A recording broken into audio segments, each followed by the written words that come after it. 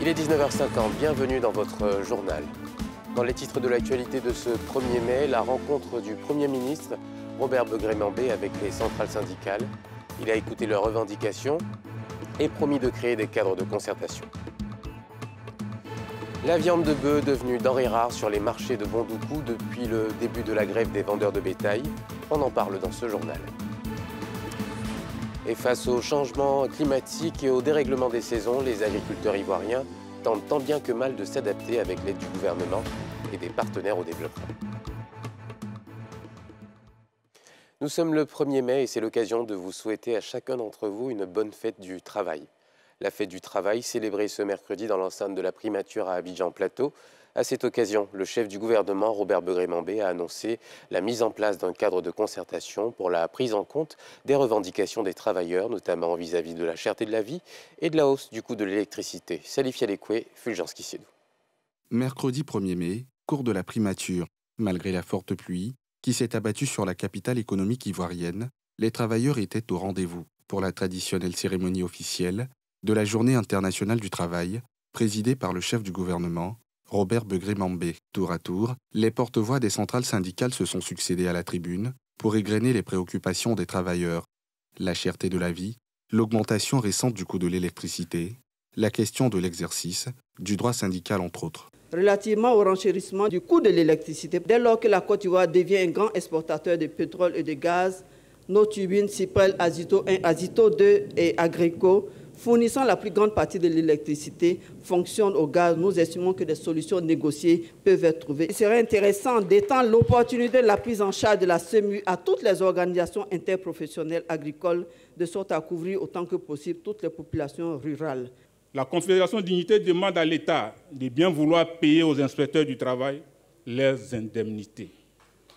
D'une part, pour l'amélioration au bout du compte des conditions de travail et du travail des travailleuses et travailleurs dans les entreprises, et d'autre part, pour permettre à l'État lui-même de faire augmenter les recettes fiscales, car c'est grâce à la force du travail des travailleurs que sont payés les impôts. Le GTCI constate plusieurs entreprises emploient plus de CDD et de journaliers que de CDI, alors que la loi et les décrets d'application y afférents disposent que l'effectif des CDD doit être inférieur ou égal au tiers de l'effectif total de l'entreprise. Article 15.1 de la loi portant Code du travail. Dans le secteur du petit commerce, boulangerie, magasin de vente de matériel électroménager, quincaillerie et fast-food, etc., et dans le négoce café-cacao, les employeurs ne délivrent ni bulletin de salaire, référence faite au Code du travail, article 32.5, encore moins les déclarent ces travailleurs à l'IPS-CNPS.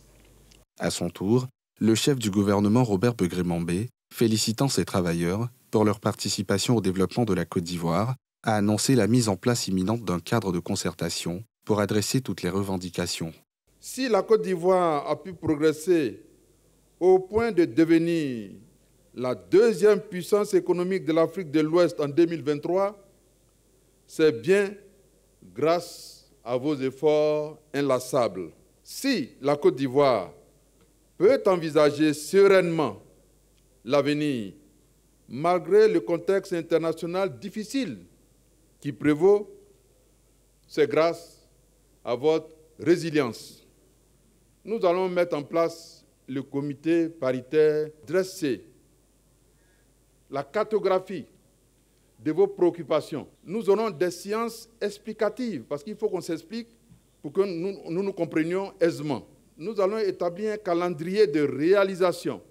Nous allons rendre compte pour que vos revendications ne restent pas dans les tiroirs, mais trouvent un visage. Cette fête du travail se tient dans un contexte marqué par une trêve sociale, signée en 2022, entre le gouvernement ivoirien et les organisations syndicales, des fonctionnaires et agents de l'État, qui court jusqu'en 2027. C'était l'effervescence ce mercredi dans les sièges des centrales syndicales du pays et dans les espaces publics aménagés où l'on célébrait la Journée internationale du travail, un moment d'introspection mais aussi de projection mis à profit par les forces sociales et défenseurs des acteurs du monde ivoirien du travail pour énoncer les problématiques à tacler pour améliorer le cadre de travail. Thiémé Dandier, Joseph Zécré. Caserne des sapeurs-pompiers de l'Indénié. Cadre des retrouvailles des travailleurs affiliés à la centrale syndicale Humanisme. En première ligne, le secrétaire général national Soro Mamadou, accueilli avec ferveur. À ses côtés, les émissaires du ministre en charge de l'emploi et celui de l'équipement routier, parrain des festivités 2024 de la Journée internationale du travail. Occasion d'introspection et de projection à travers des préoccupations énoncées, avec une forte attente, le meilleur traitement par le gouvernement. Le comité consultatif de la fonction publique doit être mis avant le 10 juin pour qu'à l'intérieur, on puisse parler des indemnités, on puisse parler des primes. On est tous des enfants de la Côte d'Ivoire. Il ne saurait avoir d'autres qui ont des primes et d'autres qui sont laissés pour compte. De la même manière, les entreprises qui font de la non-affiliation à la CGSI, à la FIPME, pour rester singletons, pour dire qu'ils ne sont pas sous la prise de la Conférence générale des entreprises, ils ne sont pas sous la prise de la Fédération ivoirienne des petites et moyennes entreprises. Mais vous êtes sous l'emprise de la loi ivoirienne. Vous devez appliquer le SMIC 75 000. Vous devez appliquer la revalorisation des minima catégoriels. Autre centrale, la Fédération des syndicats autonomes de Côte d'Ivoire, Confédération générale. Même effervescence autour de la fête du travail. Cette ambiance bon enfant ne passe pas sous silence les préoccupations des travailleurs, tout énoncé pour un monde du travail encore plus meilleur. Les travailleurs, surtout ceux du privé, subissent tous les jours des exactions. Pratiquement tous les jours, il ne se passe pas un jour sans qu'un travailleur ne soit mis à la porte, foulant aux pieds tous ses droits, même quand il s'agit d'un travailleur protégé. C'est un défi pour nous à relever et nous espérons qu'avec les assises tripartites, nous allons pouvoir trouver une solution à cela. La Confédération, plateforme nationale des organisations professionnelles des secteurs publics et privés de Côte d'Ivoire, n'est pas en reste de cette célébration, ouverte par une procession sur le boulevard des Martyrs. De là, cap est mis sur l'espace public des deux plateaux mobiles, cadre de la commémoration du 1er mai par les organisations syndicales affiliées à cette centrale. En première ligne, le président Théodore Gnagna Zadi revient sur des revendications dans la reconnaissance du statut de centrale syndicale. Certains ministres ne prennent pas à bras le corps la nécessité de mettre en place ces comités comme un élément important de la consolidation de la trêve sociale. Il y a également le comité consultatif de la fonction publique qui est chargé, n'est-ce pas, de régler les questions des primes qui constituent aujourd'hui la revendication majeure des fonctionnaires. Depuis 2 ans, ce comité n'est pas mis en place.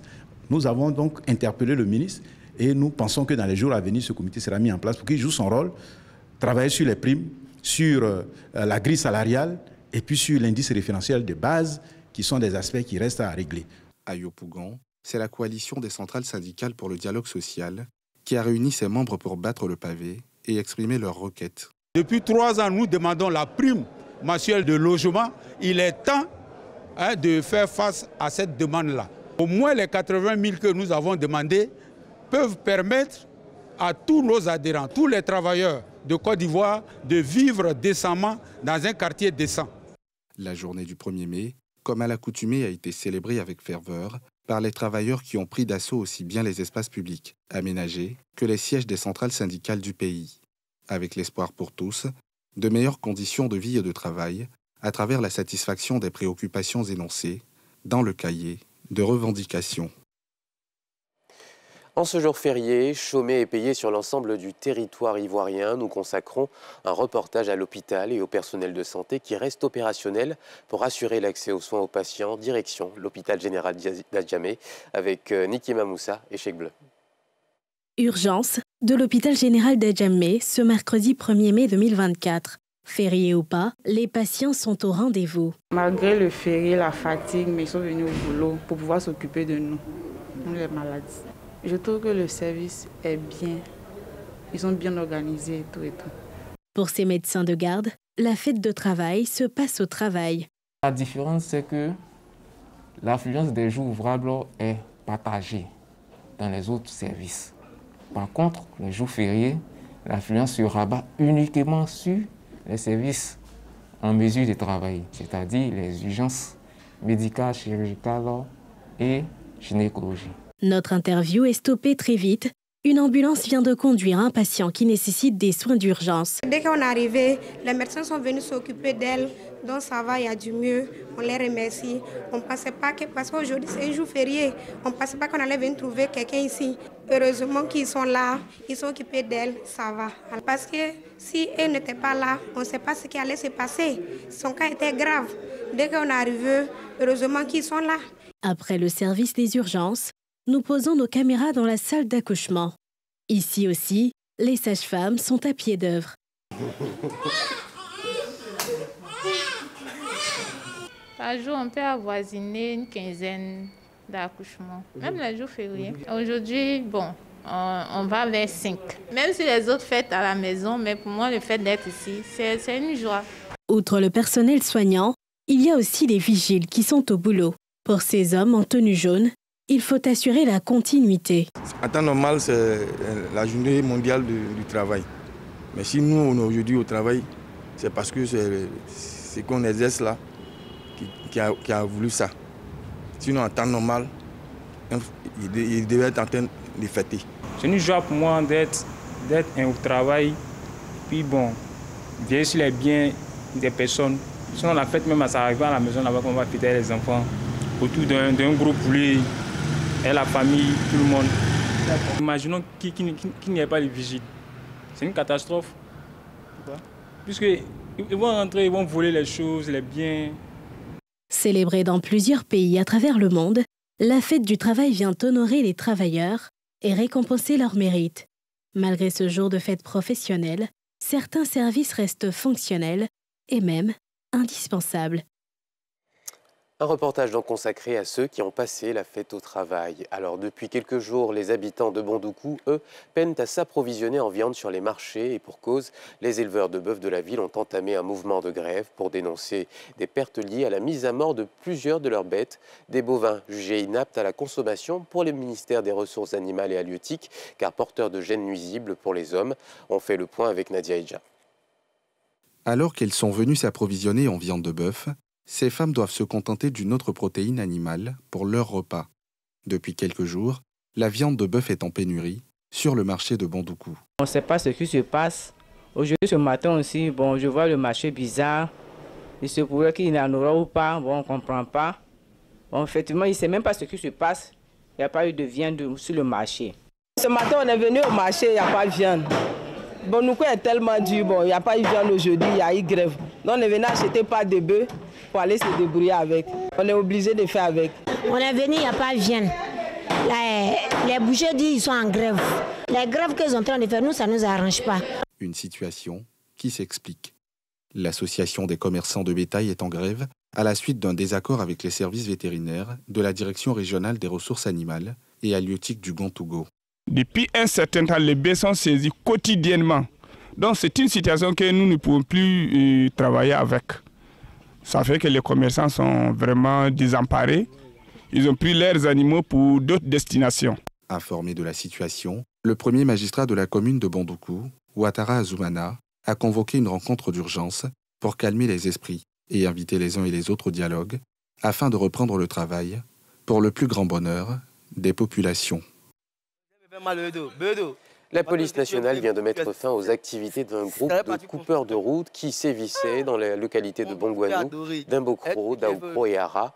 Leur dernier forfait, le braquage d'un car de transport en commun dans la nuit du lundi 22 avril dernier sur l'axe Mbato-Bongouanou aux environs de 5 h du matin. Nadia Idja, Sylvanus Gay. Capitale de la région du Moronou, le centre-est du pays. Dans la cour du commissariat de police, un gang de 4 redoutables coupeurs de route a été mis aux arrêts par les éléments du service régional de la police judiciaire de Yamoussoukro. Chef là, lui, il peut envoyer ça là pour nous donner. Tant qu'on a fini de travailler, ce qu'on a gagné dedans, on divise. Lui, il prend pour lui, nous aussi, on prend pour nous. Et puis, il prend son arme pour partir. Les jours qui ont besoin de ça, on peut l'appeler encore. Leur dernier forfait remonte à la nuit du lundi 22 avril dernier. Un car de transport en commun, faisant la ligne Mbato-Bongwanou, est tombé dans leur filet aux environs de 5 heures du matin. Les occupants ont tous été dépouillés, en la possession des bandits, une Kalachnikov, 23 munitions et plusieurs téléphones portables pris à leurs victimes. Menottes au poignet, ils passent aux aveux en décrivant leur mode opératoire. Les premières fois étaient sur la route à couper. Voilà. Deuxième, c'était sur la route entre Daoukro et Andé. Voilà. Troisième, c'est Mbato. On a pris bois pour barrer la route, donc à venir la garer. Quand on a fini de barrer bois là, c'est un petit voiture qui quittait Bongwanou ici, il s'en va là-bas. Lui, il a vu, il est reculé. Donc, comme lui est parti, après, il y a un cas qui est quitté vers Mbato, il venait. Quand il est arrivé, il a mis torse.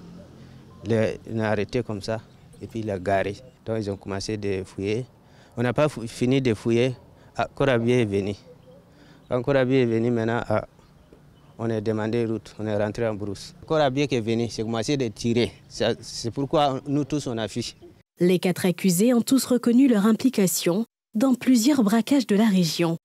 Ils seront déférés devant le parquet de Bongwanou et répondront de leurs actes face à la justice.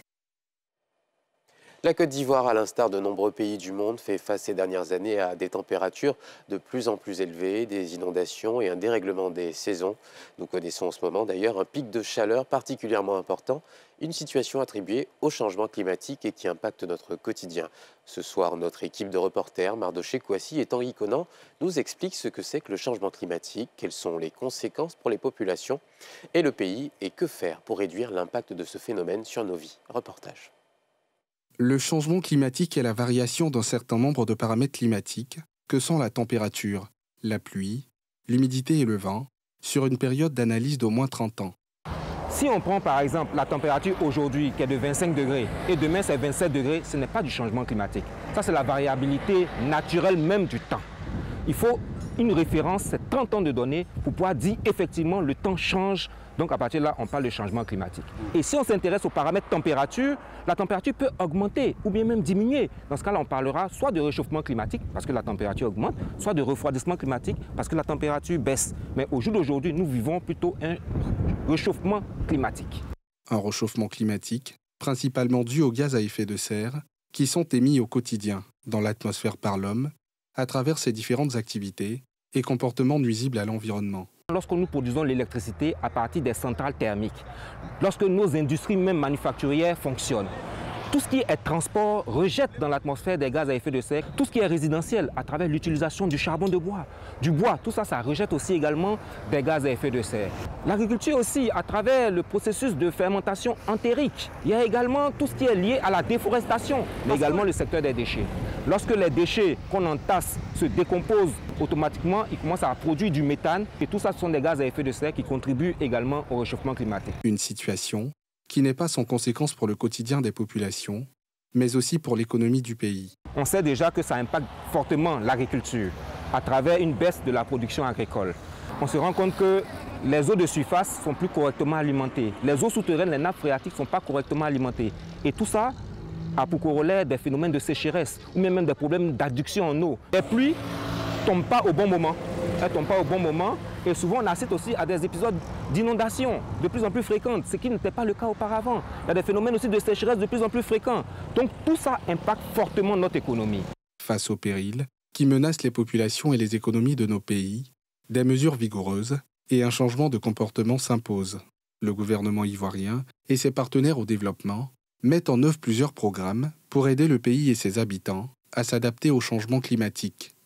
Des mesures qui ne peuvent aboutir sans la contribution des populations. Il y a ce qu'on appelle les éco-gestes par exemple, c'est-à-dire les gestes au quotidien que nous pouvons mettre en œuvre pour pouvoir préserver nos ressources naturelles, réduire nos émissions de gaz à effet de serre. Par exemple, il faut privilégier le covoiturage. Il y a 10 personnes qui vont à une activité, on ne va pas prendre 10 véhicules. On peut se mettre à plusieurs dans un véhicule pour réduire les émissions de gaz à effet de serre dans le secteur du transport. Il y a par exemple en termes de déchets, Il faut pouvoir recycler les déchets et faire ce qu'on appelle l'économie circulaire, de telle sorte qu'on donne une nouvelle vie aux déchets et on réduit les émissions de gaz à effet de serre liées à la décomposition de ces déchets.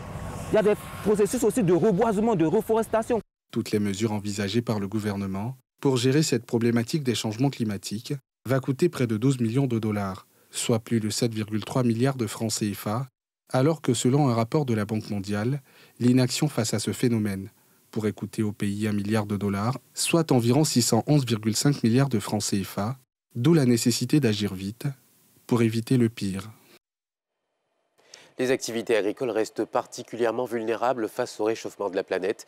Les agriculteurs tentent avec les moyens du bord, mais aussi avec l'aide du gouvernement et des partenaires au développement, de s'adapter aux effets de ce dérèglement climatique, comme le montre ce reportage de Mardoché Kouassi et Joseph Zécré. Yacouba Iya, planteur à Ebikro Ndakro, à une quarantaine de kilomètres d'Aboisseau, cultive le cacao depuis 1998. Ce fils de producteur a vu sa parcelle se dégrader au fil des années, affectant par ricochet la productivité des quelques plants qui tentent tant bien que mal de survivre. Avant, il pleuvait beaucoup. Mais maintenant, il ne pleut pas trop. Même s'il pleut, le soleil qui vient, tout d'un coup, le sol est devenu sec. Dans les champs comme ça, je faisais au moins 10 sacs. Cette fois-ci, je me trouve peut-être avec un sac et demi. On a des femmes avec des enfants. On ne sait plus comment les nourrir. Les gros trous vides, là, ils ont obligé de mettre des palmiers, des coulatiers pour pouvoir survivre. Yacouba fait face en fait aux effets du réchauffement climatique. Comme lui, de nombreux agriculteurs ont vu leur quotidien perturbé par ce phénomène qui menace aujourd'hui la survie de leurs activités. Avant, on avait des programmes de pluie. On sait que, actuellement, on est en avril, donc ça pleut un peu, ça laisse. Au moins 2 jours après, ça pleut.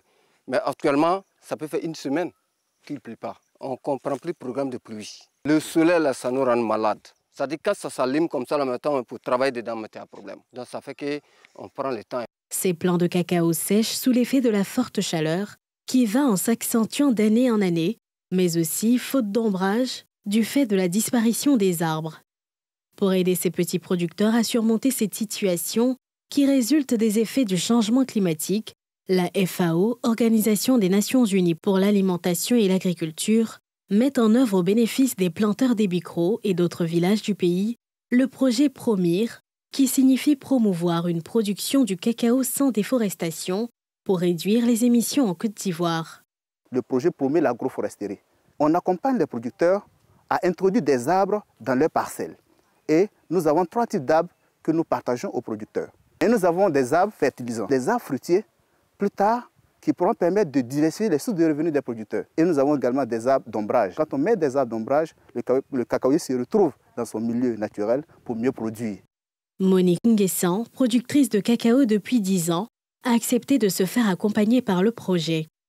Aujourd'hui, sa plantation présente un visage plutôt reluisant. Avant, il n'y avait pas d'arbres. Donc, le cacao mourait un à un.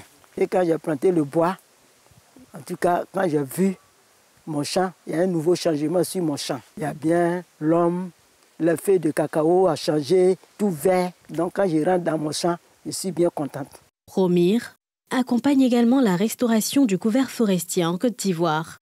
Il met les producteurs à contribution à travers le système Tonja, qui consiste à introduire du vivrier dans les différentes parcelles de reboisement dans le cadre de la sécurité alimentaire. Grâce au Tonja, on peut utiliser la surface où je suis aujourd'hui. Grâce à ça aussi, j'ai manioc, j'ai banane, j'ai aubergine. Avant, tout ça, j'ai payé sur le marché. Environ 7750 producteurs seront à terme touchés par le projet PROMIR, qui a démarré effectivement sur le terrain début 2022. Il est exécuté dans 30 villages de Côte d'Ivoire, répartis entre 3 régions, à savoir la Mé, le Sud Comoé et l'Agné-Bitiassa, à raison de 10 villages par région.